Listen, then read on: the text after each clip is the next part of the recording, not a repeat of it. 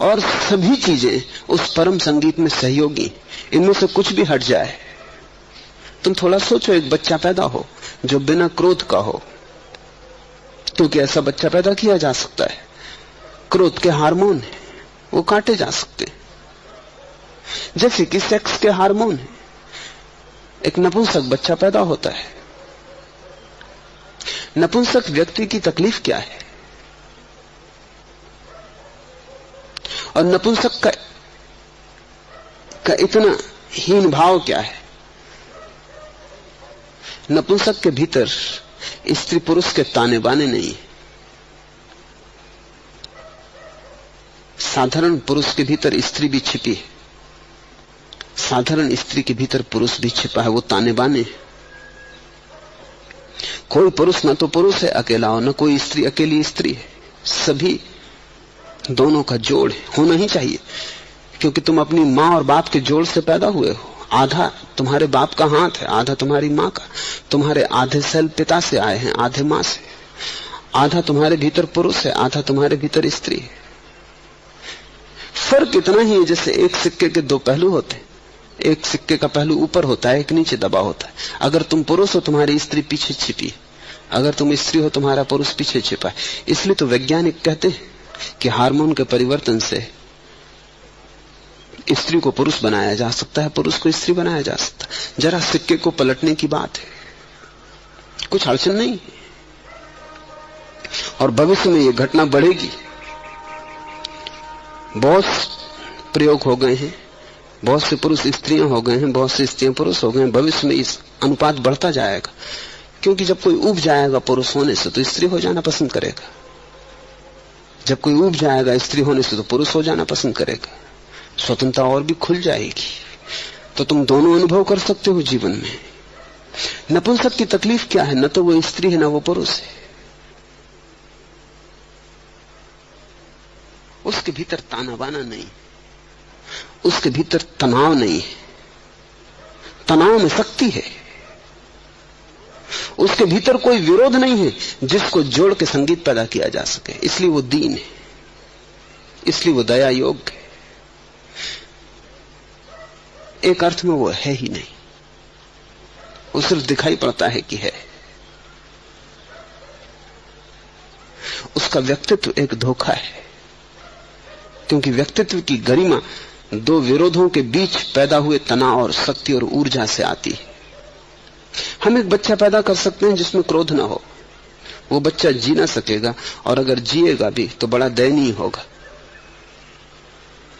जिस बच्चे में क्रोध ना हो उसमें गरिमा ना होगी, उसमें तेज ना होगा, उसमें चमक ना होगी, उसमें प्रतिरोध की क्षमता ना होगी।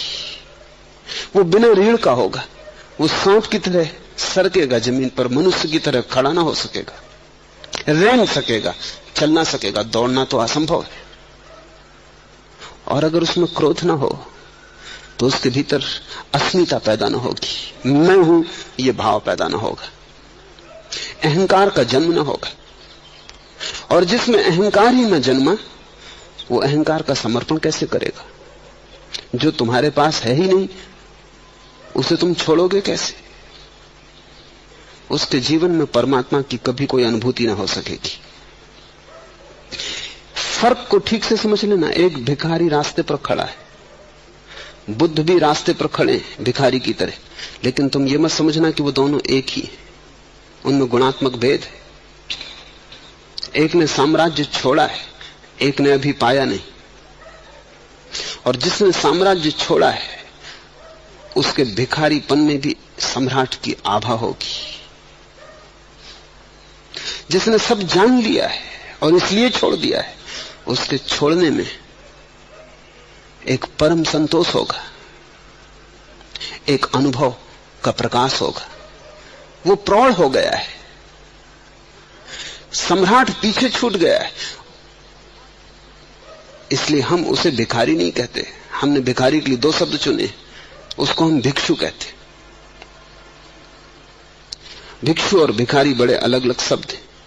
भिखारी वो है जिसकी वासनाएं जीवित है, जो चाहता तो सम्राट होना है लेकिन नहीं हो पा रहा।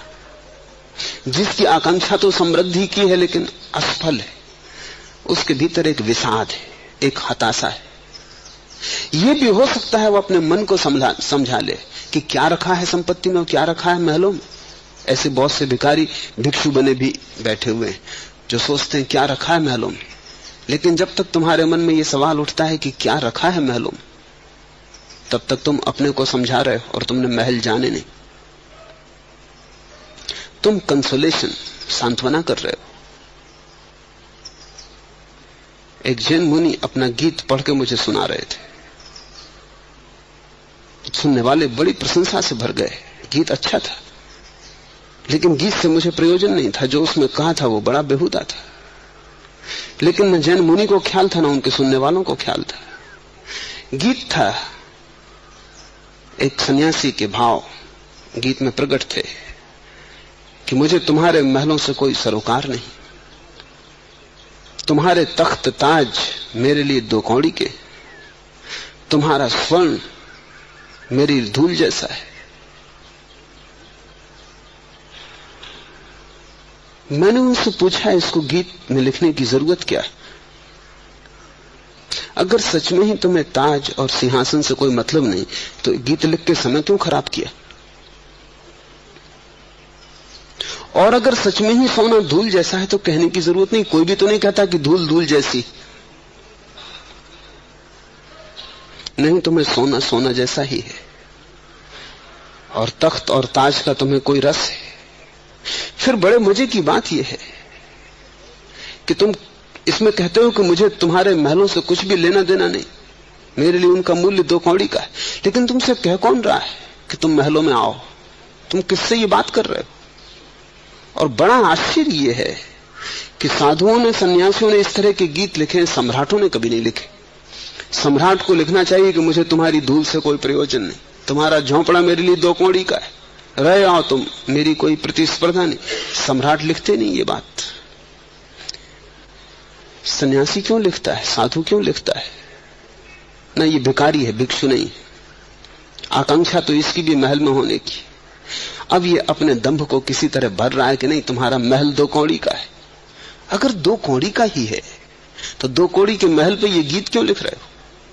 और सुनने वाले जो चारों तरफ बैठे, जो उतने ही अंधे हैं जितने उनको चलाने वाले, वो सब सिर हिला रहे हैं कि बड़ी गजब की बात, क्योंकि वो भी भिखमंगे, उनको भी इससे राहत मिलती है।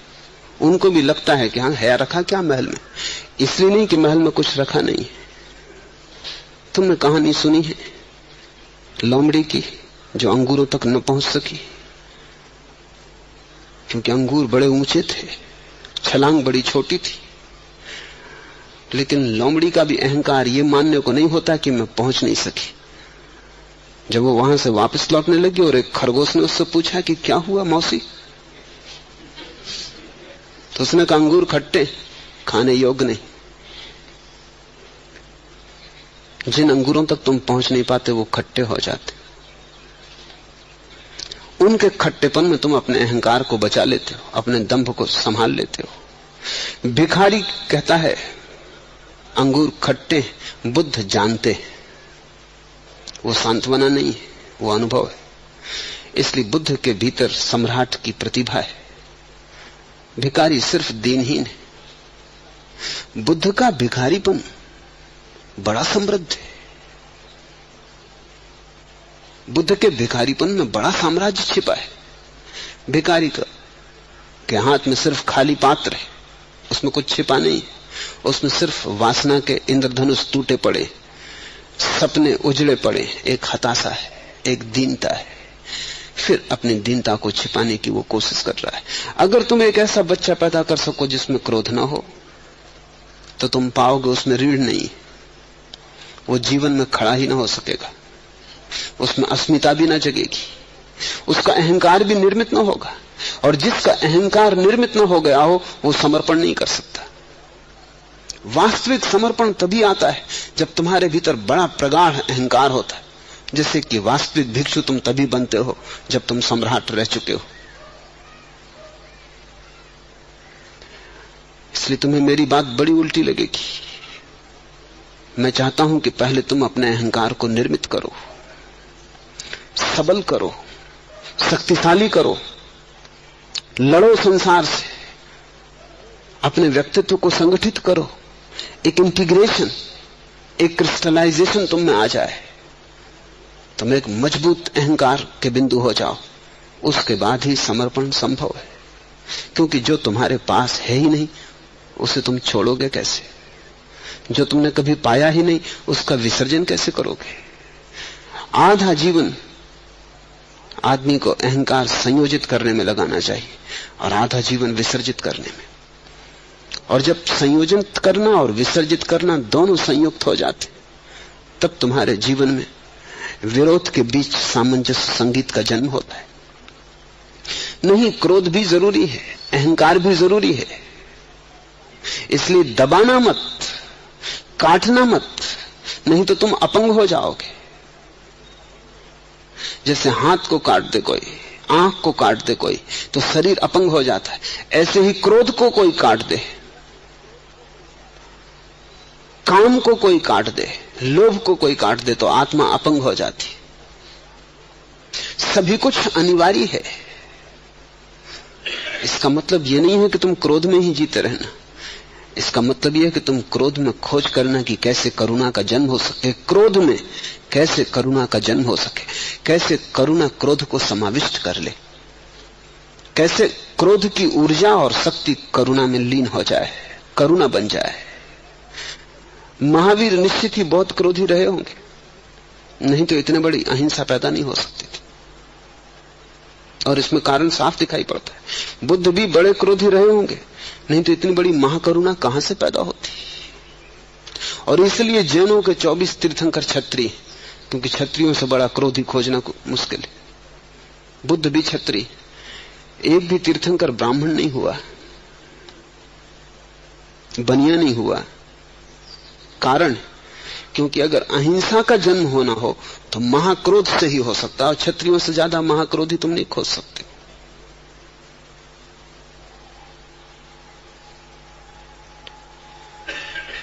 क्रोध की ऊर्जा को बदलो। कुछ ही समय पहले आकाश में बिजली कौंधती थी और आदमी सिर्फ डरता था और कपता था। अब हम उसी बिजली को घर में बांधे हुए, वही बिजली तुम्हारा पंखा चलाती है। गर्मी हो तो शीतलता देती है, शीतलता हो तो गर्मी देती है। वही बिजली चाकर की तरह, नौकर की तरह काम में संलग्न है 24 घंटे। ये वही बिजली है जिससे वेद के ऋषि घबरा रहे थे। ये वही बिजली है जिसको वो सोच रहे थे कि इंद्र नाराज होकर भेज रहा है। ये वही बिजली है जो आकाश में कड़कती थी तो छाती कब जाती थी। वही बिजली नौकर हो गई। आज तुम सोच भी नहीं सकते, अगर बिजली खो जाए तो सभ्यता कहां होगी। थोड़ी देर सोचो, अगर बिजली अचानक खो जाए तो तुम 10,000 साल पीछे एकदम गिर जाओगे, इससे कम नहीं। तुम वहीं पहुंच जाओगे जहां आदमी ने सभ्यता की शुरुआत की थी। आज सारी सभ्यता और संस्कृति का आधार बिजली। कोई 3 वर्ष पहले अमेरिका में कुछ ऑटोमेटिक यंत्रों की भूल से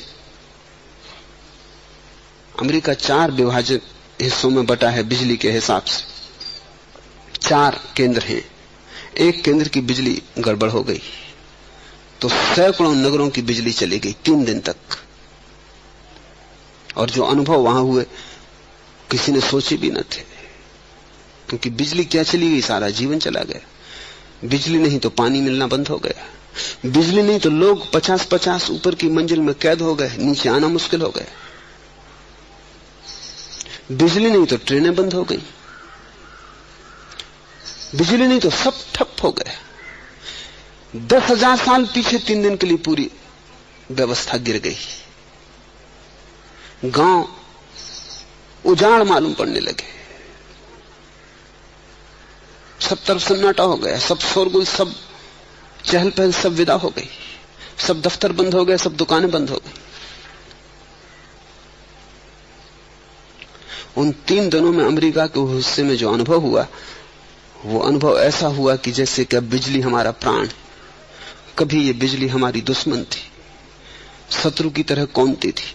और वेद के ऋषि प्रार्थना करते हैं, हे इंद्र कृपा कर, यज्ञ करते हैं, आहुति चढ़ाते ताकि तू नाराज ना हो जाना, बिजली मत भेज देना। जिस बिजली से मौत आती थी वो अब जीवन का आधार हो गई। ठीक ऐसी ही घटना मनुष्य के भीतर भी घटती। जिस क्रोध से तुम्हें लगता है जीवन दुखपूर्ण है, वही क्रोध करुणा बन जाता है। जिस काम वासना से तुम्हें लगता है कि जीवन नरक हो गया है, वही काम वासना ब्रह्मचर्य की परम अनुभूति बन जाती। एक बात ध्यान रख लेना, तो लाओसे का सूत्र तुम्हें सहज ही समझ में आ जाएगा कि जीवन में कुछ भी व्यर्थ नहीं है। अगर तुम्हें पता न चल रहा हो तो जल्दी मत करना।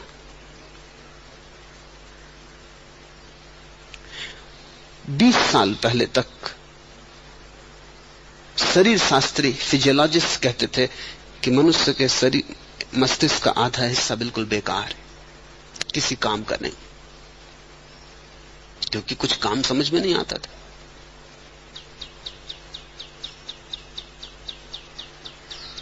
बहुत से शरीर के हिस्से शरीर शास्त्री यूं ही काट देते हैं, सर्जन ऐसी अलग कर देता है कि ये बेकार है, टांसिल का कोई उपयोग नहीं, निकालो, जितनी जल्दी बने निकाल डालो, जरा सी गड़बड़ हुई कि टांसिल अलग कर दो।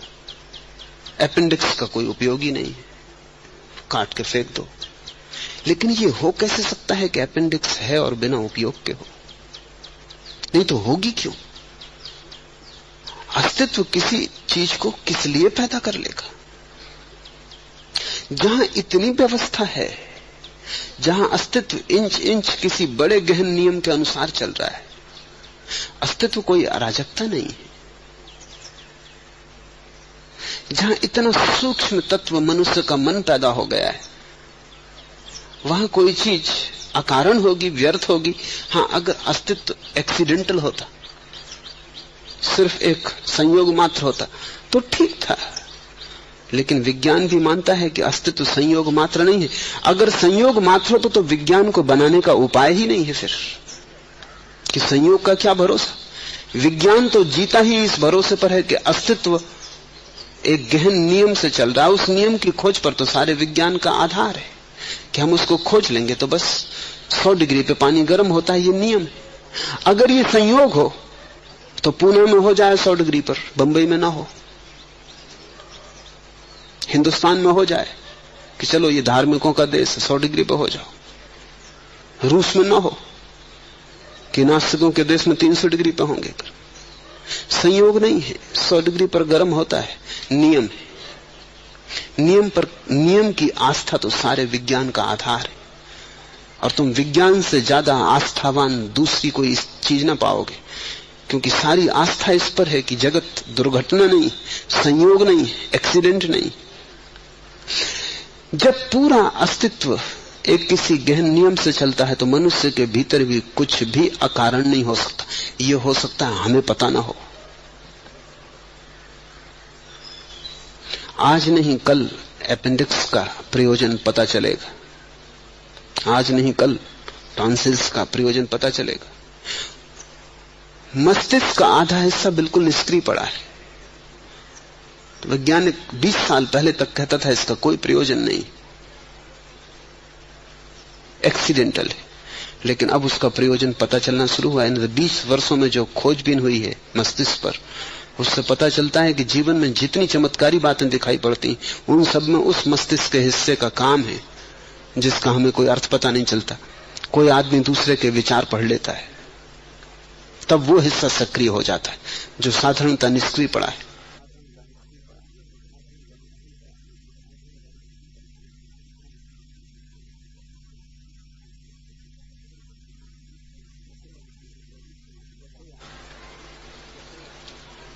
या कोई आदमी, जैसे रूस में एक महिला है मिखालोवा,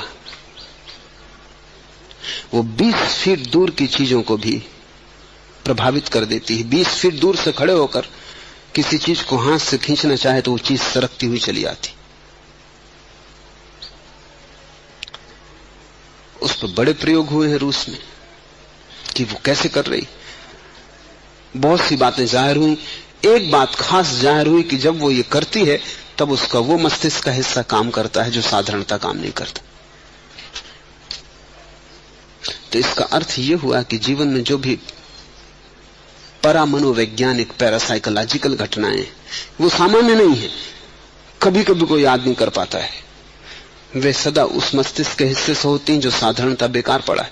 उसको काट मत देना, क्योंकि उसमें ही तुम्हारी सारी परों में वैज्ञानिक क्षमताएं छिपी पड़ी। और आज नहीं कल हम उपाय खोज लेंगे कि ये पर मनोवैज्ञानिक क्षमताएं भी सिखाई जा सके और तुम्हारे मस्तिष्क का वो हिस्सा काम करने लगे। कुछ आदिवासी जातियों में वो हिस्सा काम करता हुआ मालूम पड़ता है। तो ऑस्ट्रेलिया में एक छोटा सा कबीला है, वैज्ञानिक बड़े चकित हुए हैं कि उसका वो हिस्सा काम करता है, जो हमारा हिस्सा काम कर रहा है वो उसका काम नहीं करता। मगर वो बड़ा चमत्कारी कबीला है, उसके बड़े गहरे अनुभव हैं जो कि समझ के बाहर हैं। उस कबीले के पास कोई भाषा नहीं है, कोई लिखने की लिपि नहीं है, लेकिन उस कबीले के गांव में बीच में वो एक वृक्ष लगाते। उस वृक्ष का उपयोग वो मंदिर की तरह करते। समझो कि किसी का बेटा गांव गया है, शहर गया है कुछ खरीदने, और बाप को बाद में याद आया कि मैं ये तो कहना भूल ही गया कि तुम फला चीज खरीद लाना। तो वो उस वृक्ष के पास जाता है, उस वृक्ष के पास आंख बंद करके खड़ा हो जाता है और बेटे को संदेश देता है बोल के कि बेटा ये चीज मैं भूल गया, तू ये और ले आना। इस पर कोई 10 साल से अध्ययन चल रहा है और हर मौके पर बेटे को संदेश पहुंच जाता है।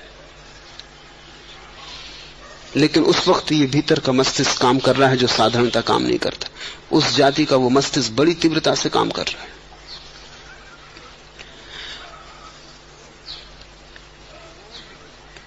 इजराइल में एक आदमी है उरी, वो 10 फीट की दूरी से सिर्फ हाथ के इशारे से किसी भी चीज को तोड़ मरोड़ देता है। चम्मच रखी 10 फीट की दूरी पर, वो सिर्फ हाथ का इशारा करता है, चम्मच मुड़ के गोल हो जाती। ऐसे उसने हजारों प्रयोग किए। सबसे बड़ा चमत्कारी प्रयोग तो हुआ लंदन में पिछले वर्ष, टेलीविजन पर उसने ये दिखाया। टेलीविजन पर उसने 10-50 चीजें टेबल पर रखी हुई दूर से खड़े होकर हाथ के इशारों से मरोड़ दी, तोड़ दी। जैसे कि साधारणता तुम जिस चम्मच को हाथ से भी नहीं घुमा सकते, उसे वो दूर से खड़े होकर घुमा देता। पर ये तो ठीक ही था। संयोग वसात एक और बड़ी घटना घटी कि जो लोग टेलीविजन देख रहे थे उनके घर में कई चीजें टोड़ी मरोड़ी हो गई। हजारों